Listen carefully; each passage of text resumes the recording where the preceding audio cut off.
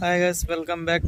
ఈరోజు అయితే మనం నార్మల్గా ఒడ్లు చల్లడానికి అయితే వచ్చిన ఒడ్లు ఎలా చల్లాలి ఏందనేది ఈ వీడియోలో పూర్తిగా చూపిస్తాను. వీడియో ఎక్కడ స్కిప్ చేయకుండా చూడండి ఫ్రెండ్స్. ముందైతే మనం నార్మల్ని పొడిగా చదునుగా చేసుకోవాలి. ట్రాక్టర్ చేసుకోవాలి. వెనకాల చూపిస్తాను చూడండి ఫ్రెండ్స్. ట్రాక్టర్ పూర్వం అయితే ఎడ్లతో దున్నుకునేవాళ్ళు, దున్ని పొడిగా చదునుగా చేసుకొని ఒడ్లు చల్లేటోళ్ళు.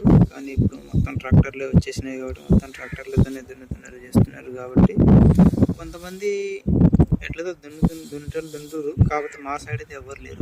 నాకు తెలిసినంత వరకు అయితే సూర్యాపేట సైడు, అలాగే ఇక ఆంధ్ర సైడ్ ఎవరైనా అలా ఉండొచ్చు.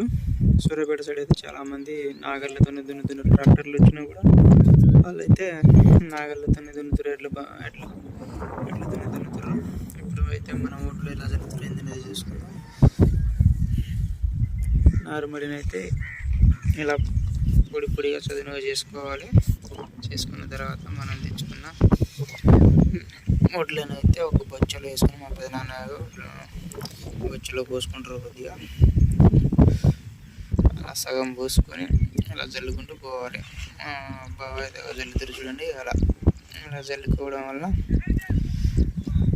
మరి మందంగా చల్లుకోకూడదు, మరి పలుచగా చల్లుకోకూడదు. ఒడ్లు అనేది ఎక్కువ అయితే ఇక మళ్ళీ నారది ఇబ్బంది అవుతుంది, మళ్ళీ రాదు.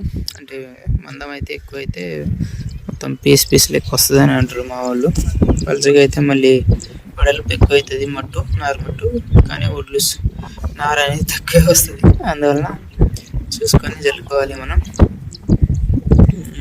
ఇది చల్లిన తర్వాత చల్లడం అయిపోయిన తర్వాత మళ్ళీ మనం నాగళ్ళతో ఒకసారి నాగరితో అడ్డంగా నిలువుగా దున్నాలి.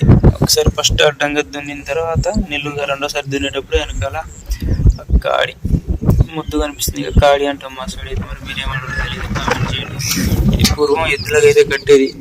నాగరు కట్టేటప్పుడు రెండు ఎద్దులకు కట్టేది. అది ఇప్పుడు యూజ్ అవుతుంది. దాన్ని తీసుకొని తాళ్ళు కట్టినది వెనకాల వదిలేస్తే మా బావ పట్టుకుంటాడు. ఇక గుడ్లు అనేది పైకి ఉండకుండా లోపలికి పోయేటట్టుగా వెనకాల పట్టుకోవడం వల్ల, అంటే ఇప్పుడు మనం మొక్కలు వేసేటప్పుడు మొక్కేసి తర్వాత దానిపైన మట్టి చల్లుదాం, అలా మట్టితో సమానంగా చేసుకొని రావడానికి కానీ అది ఉపయోగపడుతుంది.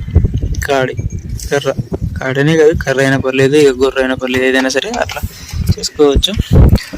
తర్వాత కుదిరితే చూపిస్తాను, ఎందుకంటే వీడియో తీసేటోళ్ళు ఎవరు లేరు, నేను ఒక్కడనే ఉన్నాను.